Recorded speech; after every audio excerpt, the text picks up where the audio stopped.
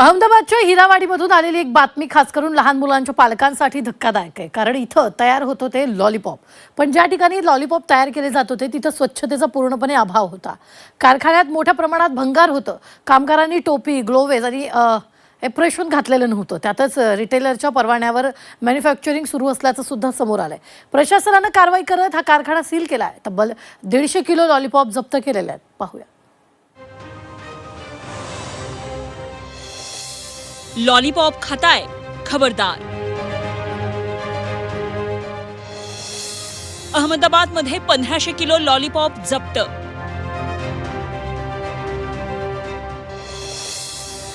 गोड लॉलीपॉपचा अस्वच्छ कारखाना समोर. अहमदाबादमधून समोर आलेल्या एका प्रकारानं ग्राहकांच्या आरोग्याचा प्रश्न पुन्हा ऐरणीवर आणलाय. अहमदाबादच्या हिरावाडी परिसरात एका लॉलीपॉप बनवणाऱ्या कारखान्यावर कारवाई करण्यात आली आहे. अहमदाबाद महापालिकेच्या अन्न विभागानं हा कारखाना गाठला. कारखान्यातील परिस्थिती पाहून अधिकाऱ्यांनाही धक्का बसला.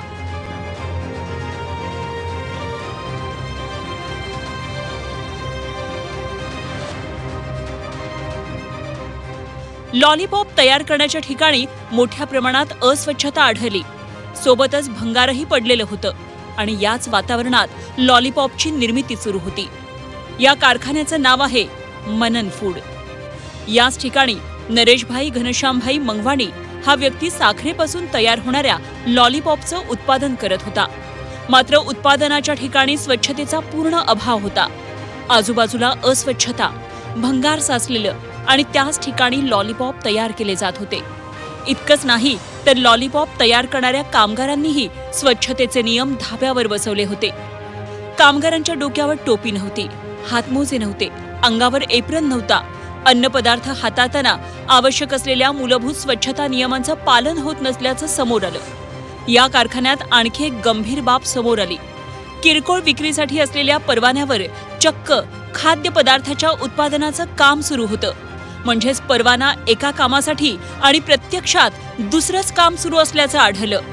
अन्न सुरक्षा आणि मानक कायद्यांतर्गत ही गंभीर बाब मानली जाते. या सर्व प्रकाराची दखल घेत अहमदाबाद महापालिकेच्या अन्न विभागानं तातडीची कारवाई केली. कारखाना तात्काळ सील करण्यात आला. त्याचबरोबर तब्बल 1500 किलो लॉलीपॉपचा साठा जप्त करण्यात आला. या जप्त केलेल्या लॉलीपॉपची किंमत सुमारे 4.5 लाख रुपये असल्याची माहिती आहे. लॉलीपॉप दिसायला आकर्षक असतो, रंगीत असतो, गोड असतो, पण त्या गोडीमागे जर अस्वच्छतेचा काळा डाग असेल तर तो आरोग्यासाठी धोकादायक ठरू शकतो. जास्त साखर वापरल्यामुळे त्याच्यामध्ये अतिशय जास्त प्रमाणात गोडवा निर्माण होतो आणि लहान मुलं जेव्हा ह्याला चघळतात बरेच वेळेस तो जो गोडवा असतो तो दाताला चिटकून राहतो. जास्त वेळ गोडवा दाताला चिटकून राहिल्यामुळे तिथे बॅक्टेरियल इन्फेक्शन होऊ शकतं, तिथे कॅव्हिटी निर्माण होऊ शकते, हिरड्यांना त्रास होऊ शकतो व लहान मुलांना दात दुखू शकतो. जास्त खाल्ल्यामुळे काही मुलांना पचनाचे आजार, जुलाब, उलट्या ह्या समस्या उद्भवू शकतात. काहींना अल्सर होऊ शकतात, कारण सध्या त्याच्यामध्ये जास्त प्रमाणात वापरले जाणारे केमिकल्स किंवा कलर्स यामुळे पोटाचे विकार, पचनाचे विकार होऊ शकतात. लहान मुलांची रोगप्रतिकारशक्ती कमी होते व त्यांना मोठे आजार होऊ शकतात.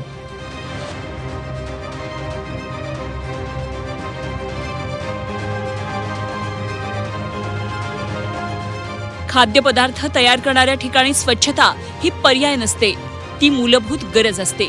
चमकदार आवरण, गोड चव आणि आकर्षक रंग यामुळे खाद्यपदार्थ सुरक्षित आहेत असं मानणं धोक्याचं ठरू शकतं. कारण अन्नाची खरी शुद्धता त्याच्या बाहेरच्या रंगात नसते, ती त्याच्या निर्मितीच्या स्वच्छतेत असते. त्यामुळे पालकांनो, मुलांच्या हातात गोड पदार्थ देताना फक्त त्याची चव पाहू नका, त्याची गुणवत्ता आणि सुरक्षितताही तपासा आणि रहा खबरदार. ब्युरो रिपोर्ट, झी 24 तास.